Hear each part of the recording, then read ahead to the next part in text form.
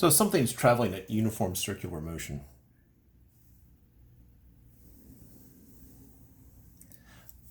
In other words, it's traveling in a circle at some constant speed. So some speed. The velocity is not constant because the direction of velocity is changing, but the speed, the magnitude of the velocity is constant. And so it's traveling around some circle here, and I'm just going to sort of split that right there. So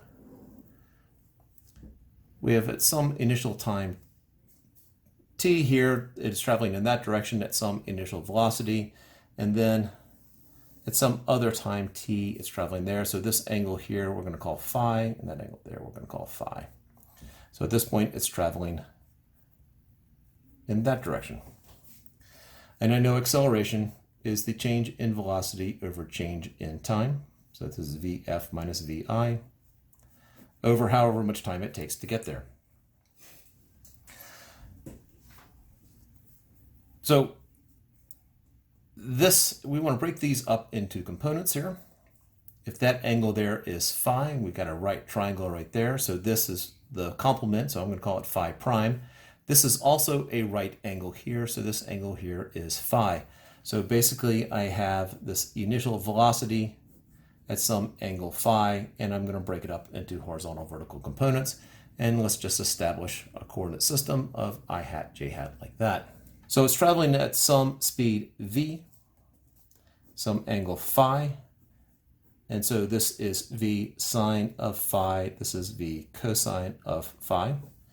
And so my v initial is going to be v cosine of phi I plus v sine of phi j.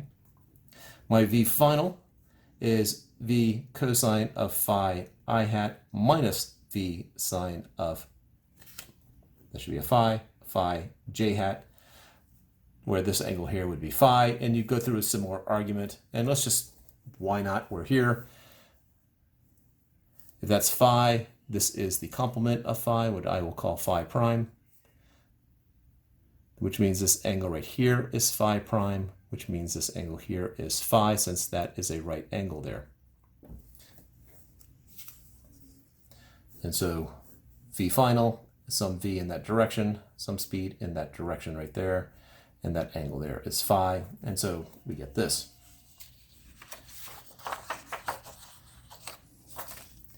I know that acceleration is the change in velocity, so that's vf minus vi over the amount of time it took, and I'm just, time is equal to 0 vi.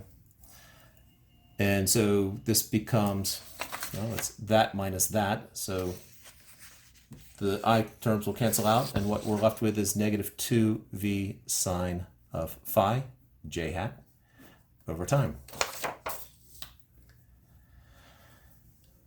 Next step is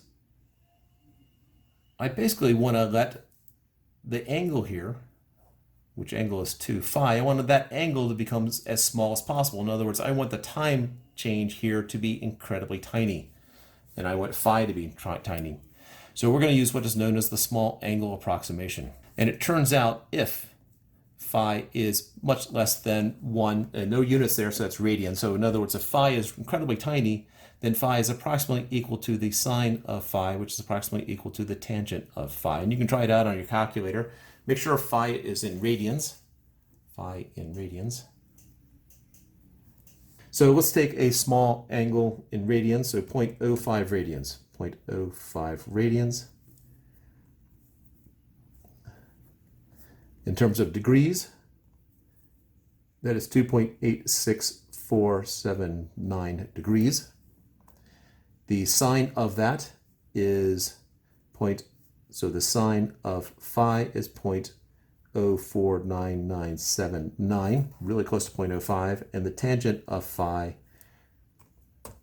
is 0.05004.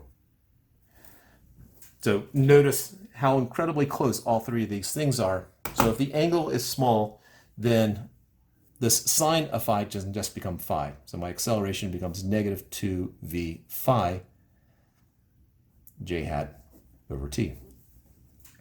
Well, let's think about that. What is the arc length along here?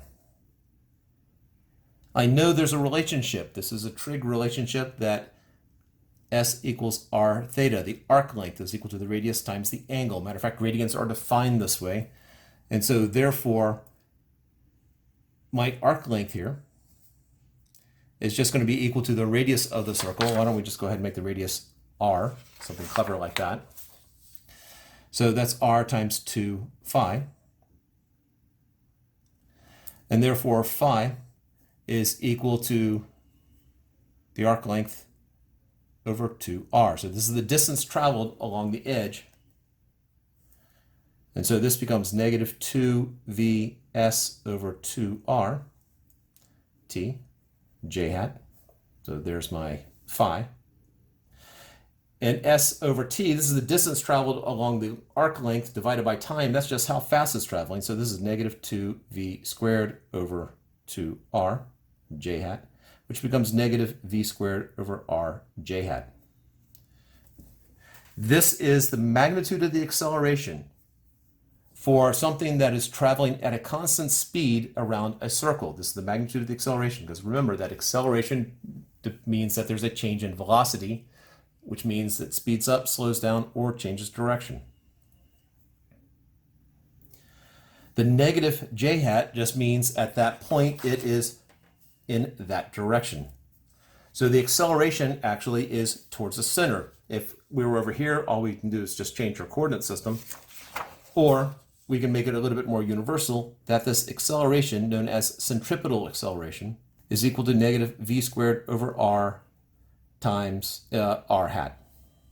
So the negative r hat direction, if you recall to a previous video, r hat means away from the center, negative r hat means towards the center. So that is a non-calculus derivation of centripetal acceleration.